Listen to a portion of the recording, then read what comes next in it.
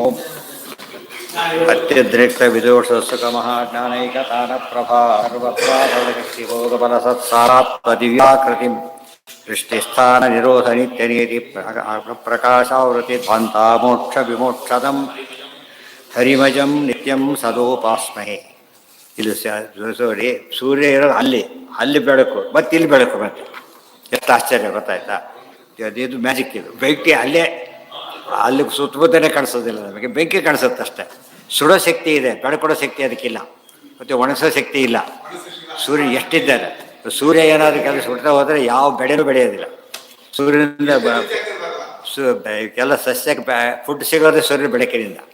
ಮತ್ತೆಲ್ಲ ಓದಿರ್ತೀರಿ, ಅದೆಲ್ಲ ಓದಿದರೆ ಎಷ್ಟು ಸಾಮರ್ಥ್ಯ ಇದೆ ಸೂರ್ಯನಿಗೆ. ಅದೆಲ್ಲ ದೇವರ ಅಧೀನದಲ್ಲಿದೆ. ಈಗ ಸೋಲಾರ್ ಎನರ್ಜಿ ಗೊತ್ತಾಗಿದೆ ಅಷ್ಟೇ, ಇವರಿಗೆ ಈಗ ಗೊತ್ತಾಗಿದೆ ಮಾಡ್ಬೋದು ಅಂತೇಳಿ. ಅದು ಫುಲ್ ಟ್ರೈನ್ ಮಾಡೋಕ್ಕಿಂತ ಆಗ್ತಿಲ್ಲ, ಮಾಡೋಕ್ಕೆ ಸಾಧ್ಯನೂ ಇಲ್ಲ. ಯಾಕಂದರೆ ಅದು ಡಿವೈನ್, ಟೋಟಲಿ ಡಿವೈನ್. ಅದು ಸತ್ಯಬೋಧ ರಾತ್ರಿ ಸೂರ್ಯನ ತೋರಿಸಿದ್ರು ಅಂತ ಹೇಳ್ತಾರೆ. ಸೂರ್ಯನ ಅವಳ ಮಧ್ಯಾಹ್ನ ಕತ್ಲು ಮಾಡಿದರು ಅಂತ ಹೇಳ್ತಾರೆ. ಎಲ್ಲ ಕಥೆಗಳು ಹೇಳ್ತಾರೆ. ಅದೆಲ್ಲ ಯೋಗಿಗಳಿಗೆ ಸಾಧ್ಯ. ಅವ್ರು ಮಾಡ್ತಾರೆ ಇಲ್ಲ, ದೇವರು ಧ್ಯಾನ ಮಾಡಿದ ತಕ್ಷಣ ಏನಾಗುತ್ತೆ, ಅನುಗ್ರಹ ಮಾಡಿ ಮಾಡಿಸ್ಬಿಡ್ತಾರೆ. ಮತ್ತು ಯಾರೋ ಫೋನ್ ಮಾಡಿದ್ರೆ ಕೆಲಸ ಆಗಲ್ಲ, ಅಧಿಕಾರಿಗಳು ಫೋನ್ ಮಾಡಿದ್ರೆ ತಕ್ಷಣ ಅಟೆಂಡ್ ಮಾಡ್ತಾರೆ. ಗೊತ್ತಾಯ್ತಾ? ಯಾರೋ ಫೋನ್ ಮಾಡಿದರೆ ಬಿಟ್ಟುಬಿಟ್ಟು ಬಿನ್ನೋ ಮಾಡಿದ್ರೆ ಅಂತಾರೆ ಅಷ್ಟೆ. ಯಾವೈ ಸಾ ಗಾಯತ್ರಿ ಏನು ನಡೆಯುತ್ತೋ ಗಾಯತ್ರಿ ಮಹಿಮೆ ಹೇಳಿದ್ರು ನಿನ್ನೆ ಆಗ್ತಲ್ಲ. ಸಯೇವ ಪೃಥಿವೀ ನಾಮ ಪೃಥಿವ್ಯಾಮಪಿ ಸಂಸ್ಥಿತ.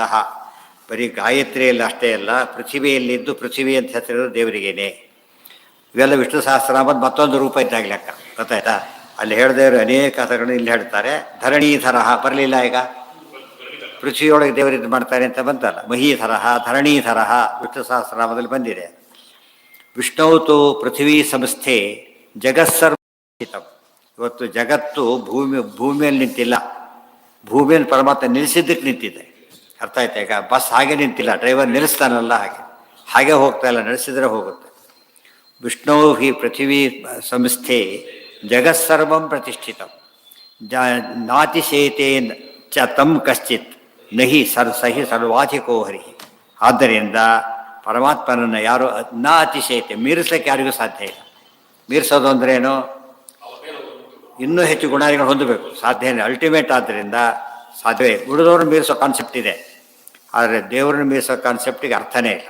ಎಷ್ಟು ದೊಡ್ಡ ಬೇಕಾದ್ರೂ ಕಟ್ಟಿ, ನಿಮಗೆ ನೂರಾರು ಆಕಾಶ ಅಷ್ಟು ಕಾಣಿಸುತ್ತೆ. ನಾವು ಹೇಳ್ಬೇಕಾದ್ರೆ ಗಗನಚುಂಬಿ ಕಟ್ಟಡ ಅಂದ್ಬಿಡ್ತೀವಿ. ಫ್ಲೈಟಲ್ಲಿ ನೋಡಿ, ಗ್ರೌಂಡ್ ಲೆವೆಲ್ಲು ಫ್ಲೈಟಲ್ಲಿ ಏನಿಲ್ಲ, ಅದಿಲ್ಲ. ಬೆಟ್ಟಗಳೇ ಕಾಣಿಸೋದಿಲ್ಲ. ಟ್ರೈನಲ್ಲಿ ಹೋಗ್ತೀವಲ್ಲ, ಬೆಟ್ಟಗಳು ಬೆಳಾಟಿದೆ, ಬೆಟ್ಟಗಳು ಇಲ್ಲೇ ಇಲ್ಲ ತಿಳ್ಕೊಂಡಿರ್ತೀವಿ, ಕಾಣಿಸ್ತದೆ. ನದಿಗಳು ಒಳಗೆ ಗೆರೆ ಕಾಣಿಸುತ್ತೆ, ಈಗ ಕಾಣಿಸುತ್ತೆ ಅಷ್ಟೇ. ಕೆನಾಲ್ ಇದ್ದಾಗಿರುತ್ತೆ ಅಷ್ಟೇ ನದಿಗಳೆಲ್ಲ. ಅದಾದರೆ ನಾವು ಯೋಚನೆ ಮಾಡಬೇಕು, ನಮಗೆ ಹೀಗೆ ಕಂಡ್ರೆ ದೇವ್ರಿಗೆ ಹ್ಯಾಕೆ ಕಾಣಿಸೋದು ಅವೆಲ್ಲ ಕೂಡ. ಅವೆಲ್ಲ ನಥಿಂಗ್ ಇದ್ದ ಹಾಗೆ. ಆದರೆ ನಿಲ್ಲಲ್ಲ, ಇದೆ ತುಂಬ ಕಡಿಮೆ ಅಂತ ಅರ್ಥ. ಇಲ್ಲಿ ಸುಳ್ಳು ಅಂದರೆ ತಪ್ಪಾಗತ್ತೆ, ದೇವ್ರ ಮಹಿಮೆಗೆ ಕೆಡಕಾಗತ್ತೆ. ಪೃಥತ್ವಾತ್ ಪೃಥ್ವೀ ನಾಮ. ಪೃಥ್ವಿಗೆ ಒಂದು ಹೆಸರು ಅರ್ಥ ಆಗಿದೆ ನಮಗೆ. ದೇವರಿಗೆ ಪೃಥ್ವಿ ಅಂತ ಯಾತ ಕರೀತಾರೆ? ಹಾಗಿದ್ರೆ ಒಂದು ಒಳಗಿದ್ದಾನೆ ಪೃಥ್ವಿ, ಅದು ಸರಿಯೇ. ಪೃಥುತ್ವಾತ್ ವಿಶಾಲವಾಗಿರೋದನ್ನ ದೇವರಿಗೆ ಏನಂತ ಹೆಸರಿದೆ? ಪೃಥುತ್ವಾತ್ ಪೃಥ್ವೀ ನಾಮ. ಪೃಥ್ವಿ ಚಕ್ರವರ್ತಿ ಹೆಸರು ಇದೆಯಲ್ಲ, ಪೃಥ್ವೀ ನಾಮ. ಯಾರು ಹೆಸರು ಶಕ್ತಿ ಜಾಸ್ತಿ ಇದೆ. ಇವತ್ತು ಆನೆ ಎಷ್ಟೇ ದೊಡ್ಡದಾದರೂ ಇರುವೆಗಿಂತ ಅದು ಮನುಷ್ಯ ಹತ್ತಿ ಕೂತ್ಬಿಡ್ತಾನೆ. ಗೊತ್ತಾಯ್ತಾ? ರಿಲೇಟಿವ್ಲಿ ದೊಡ್ಡದು ಚಿಕ್ಕದು ಹೇಳ್ಬೋದೇ ಹೊರತು ದೇವರಿಗೆ ಮಾತ್ರ ಯಾವುದು ಅಬ್ಸಲ್ಯೂಟಲ್ಲಿ ಹೇಳ್ತಾರೆ. ದೇವರಿಗೆ ಲಿಮಿಟ್ ಹಾಕಿದ ತಕ್ಷಣ ದೇವರಲ್ಲ. ಅಲ್ಲಿಗೇನಾಯಿತು? ಪೃಥ್ವಿ, ಗಾಯತ್ರಿ ಎಲ್ಲ ದೇವರ ಹೆಸರುಗಳೇನೆ. ಯಾವೈ ಸಾ ಪೃಥ್ವಿ ಯಂ ವಾವಸ ಯತಿದಮಸ್ಮಿನ್ ಪುರುಷೇ ಶರೀರಮಸ್ಮಿನ್ ಹೀಮೆ ಪ್ರಾಣಾ ಪ್ರತಿಷ್ಠಿತ ಏತದೇವ ನಾತಿಶೀಯಂತೆ. ಪರಮಾತ್ಮನ ಮಹಿಮೆ ಮತ್ತೊಂದು. ಸಯೇವ ಅಂತಃಶರೀರಗಃ. ನಮ್ಮ ದೇಹದ ಒಳಗಿರ್ತಕ್ಕಂಥವನು ಪರಮಾತ್ಮನೇ. ದೇಹದೊಳಗೆ ಜೀವನೊಳಗೆ ಪರಮಾತ್ಮ ಇದ್ದಾನೆ. ಇಲ್ಲವರು ಫಂಕ್ಷನ್ನೇ ಮಾಡೋದಿಲ್ಲ. ಶರೀತ್ವಾದೀರಣಾಚ್ಚೈವ ಶರೀರಂ ಭಗವಾನಜಃ ಪುರುಷೋ ಜೀವ ಉದ್ದಿಷ್ಟ ತಸ್ಮಿನ್ನೇವ ಸ್ಥಿತೋ ವಿಹು. ಮತ್ತೆ ಹೇಳ್ತಾರೆ, ಶರೀತ್ವಾತ್ ಈರಣಾಚ್ಚೈವ ಶರೀರಂ ಭಗವಾನಜಃ. ಶರೀರ ಕ್ಷಯಿಸುತ್ತೆ, ಪ್ರೇರಿಸಲ್ಪಡುತ್ತೆ ಪರಮಾತ್ಮನಿಂದ, ಅದಕ್ಕೆ ಶರೀರ ಅಂತ ಹೆಸರು. ಶರೀರ ಎಂಬ ಪದದಲ್ಲೇ ಅದೇನದು? ಅಸ್ವತಂತ್ರ. ಈರ ಅಂದರೆ ಪ್ರೇರಣೆ. ಈರ ವಾಯುದೇವರಿರ್ತಾರೆ. ಶರ ಅಂತ ಹೇಳಿದ್ರೇನು ಶ್ರೂ ಹಿಂಸಾಯ, ಅದು ದೇಹಕ್ಕೆ ಬೆಳವಣಿಗೆ ಇತ್ಯಾದಿಗಳೆಲ್ಲ ಇದೆ. ಅದು ಹೊಂದಿರೋದಕ್ಕೆ ಏನಂತ ಹೆಸರು, ದೇಹಕ್ಕೆ ಶರೀರ ಅಂತ ಕರೀತಾರೆ. ಆದರೆ ಇನ್ನು ತಗೊಂಡಾಗ ಶರಿ ಅಂತ ಹೇಳಿದರೆ ಭಗವಂತ, ಈರ ಅಂದರೆ ವಾಯುದೇವರು, ಹರಿವಾಯುಗಳು ಇದ್ದಾರಾದ್ರಿಂದ ದೇಹಕ್ಕೆ ಏನಂತ ಹೆಸರು, ಶರೀರ ಅಂತ ಹೆಸರು. ಶರೀ ಚಾಸೌ ಈರಶ್ಚ ಶರೀರ ಅಂತ ಬರುತ್ತೆ. ಅದು ಬೇಡ, ಪೃಥ್ವಿ ಪಂಚಭೂತಗಳಿಂದ ಮಾಡಿದ್ದು ಪಾರ್ಥಿವ ಶರೀರ ಅಂತ ಕರೀತಾರೆ. ಪಂಚಭೂತಗಳಿಂದ ಮಾಡಿದ ಶರೀರ, ಹೌದು ಆ ರೀತಿ ಪಾರ್ಥಿವ ಶರೀರ. ಬರೀ ಶರೀರ ಬೇರೆ, ಪಾರ್ಥಿವ ಶರೀರ ಬೇರೆ. ಯಾಕೆ ತೇಜೋಮಯ ಶರೀರ, ದೇವತೆಗಳದೆಲ್ಲ ಪಾರ್ಥಿವ ಅಲ್ಲ, ಅವ್ರದ್ದು ದೇಹಗಳೇ, ಅದು ತೇಜೋಮಯ ಶರೀರ.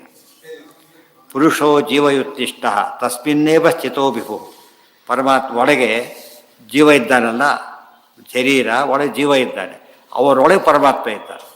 ಹೇಳಿಲ್ಲ, ಟಾನಿಕ್ ಇದೆ, ಮೇಲ್ಗಡೆ ಪ್ಯಾಕಿಂಗ್ ಅದು ತೆಗೆದುಹಾಕ್ಬಿಡ್ತಾರೆ, ಒಳಗಡೆಗೆ ಶೀಶ ಬಾಟ್ಲು, ಒಳಗೆ ರಸ ಇದೆ, ಟಾನಿಕ್ ಕುಡಿಯೋಕೆ ಅದನ್ನೇ ಕುಡಿದ್ಬಿಟ್ಟು ಹೋಗ್ಬಿಡ್ತಾರೆ ಅಷ್ಟೇ.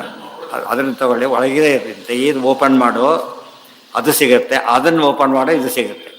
ಇಲ್ದಾರ ಓಪನ್ ಮಾಡೋದು ಅಂದರೆ ಏನು, ಜ್ಞಾನ ದೃಷ್ಟಿಯಿಂದ ಚಿಂತನೆ ಮಾಡಬೇಕು ಅಂತ ಅರ್ಥ. ಅಲ್ಲಿಗಿರಲಿ, ನಾಳೆ ಮುಂದಿನ ಭಾಗ. ಸರ್ವೇಂದ್ರಿಯ ಪ್ರೇರಕೇಣ ಶ್ರೀ ಪ್ರಾಣಪತಿನೇರಿತ ಯದವೋಚಮಹಂ ತೇನ